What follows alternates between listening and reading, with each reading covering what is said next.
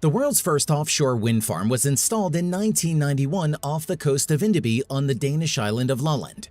It included 11 turbines with a capacity of 450 kilowatts each, and the project cost 10 million euros. At the time, offshore turbines were considered ludicrous by the electric power industry, as they had to operate in salty conditions and have much less power than central power plants. The skepticism changed 6 years later as offshore wind powers produced more energy than land winds. The wind farm produced a total of 243 gigawatt-hours over 25 years of operation and was decommissioned in 2017 for economic reasons. What has changed since then? Why are we still not making the most of offshore wind? And how can innovative vertical axis wind turbines make a difference?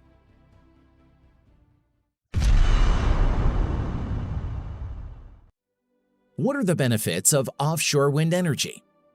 The wind in the sea is stronger and more constant. It gives more energy on a stable basis. Wherein the wind speed increases the amount of energy non-linearly. You will get it twice as much if the wind starts blowing at a speed of not 20, but 25 kilometers per hour. An offshore windmill may operate for up to 50 to 60% of the time, compared to only 35% along the coast and even less on the continent. But the disadvantages are also significant. Offshore wind turbines are huge. They are larger than land-based versions.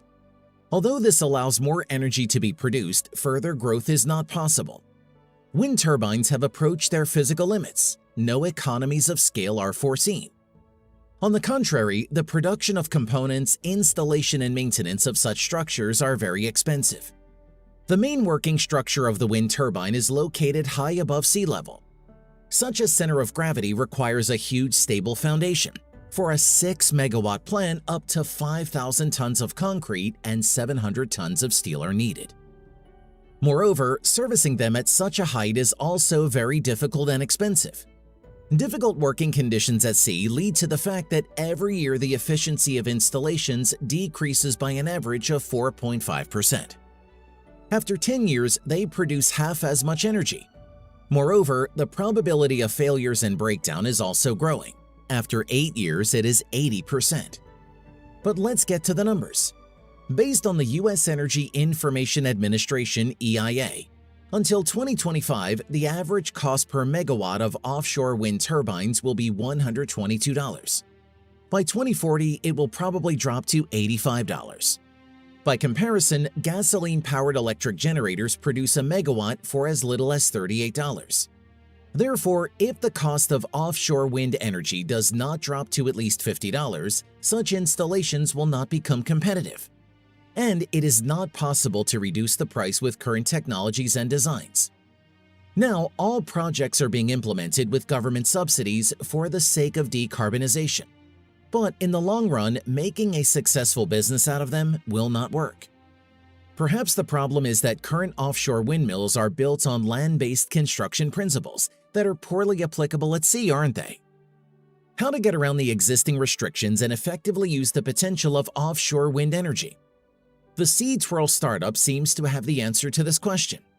The Norwegian company was established in 2012 when the founders decided to commercialize on an industrial scale an idea that was first tested on working models back in 2007. As a result, in 2015, a 30-kilowatt prototype of a new wind turbine of an innovative design called S1 was launched at sea near the Swedish city of Lysekil. It still continues to float in the sea and over these 7 years has shown the ability to withstand hurricane winds and storm waves, and also proved to be fault-tolerant as well as effective. The fundamental difference between SeaTwirl's development is that it is a vertical axis wind turbine, not a horizontal one. The surface part of the S1 structure is 13 meters. 3 vertically arranged blades are fixedly attached by spacers to the central rod. The stability of the structure is ensured by a long and heavy underwater part 18 meters high which acts as a keel. The generator ring is located around the central rod and fixed by anchors on the sea surface. When the blades catch the wind, they set in motion the central rod that turns around its axis. At this time, the generator collects the generated energy and sends it to the shore through cables. What are the benefits of such a design? It's easier and not as expensive. For instance, generator bearings do not need to support the weight of the entire structure. Therefore, they can be lighter, smaller, and cheaper. Such windmills do not require the construction of an expensive and complex foundation. Since the generating substation is located on the surface of the sea, cranes or helicopters are not needed for maintenance and repair, as is the case with horizontal windmills. The cost of uninterrupted operation of the facility is estimated at 25 to 30 years. They can also be placed at great depths, and they are able to catch the wind from various directions. These two factors make it possible to fully exploit the potential of offshore wind energy, maximizing the load on the generator. Huge classic windmills need to be placed far from each other. The Sea Twirl project creates a much smaller wake of air, allowing more energy to be collected from the same area.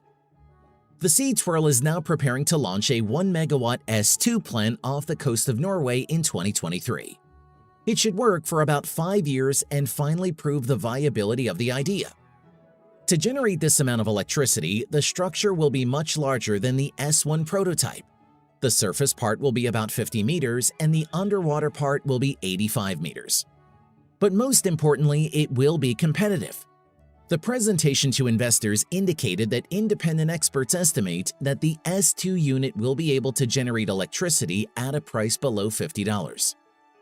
With classic wind turbines struggling to reach twice as much, this is an excellent prognosis for the Sea Twirl. The Sea Twirl project has every chance to make itself known and radically change the entire offshore wind industry. But for this, they need to launch at least a megawatt facility deep in the sea. And this is the main challenge. The larger the size and the farther from the coast, the more difficult the task becomes at times. Each mistake is much more expensive and the difficulties can become insurmountable. The company admits that they do not yet know how to deliver and launch a structure of 135 meters into the sea. Still, we believe that such an installation will be able to prove its effectiveness and turn the offshore wind industry in the right direction.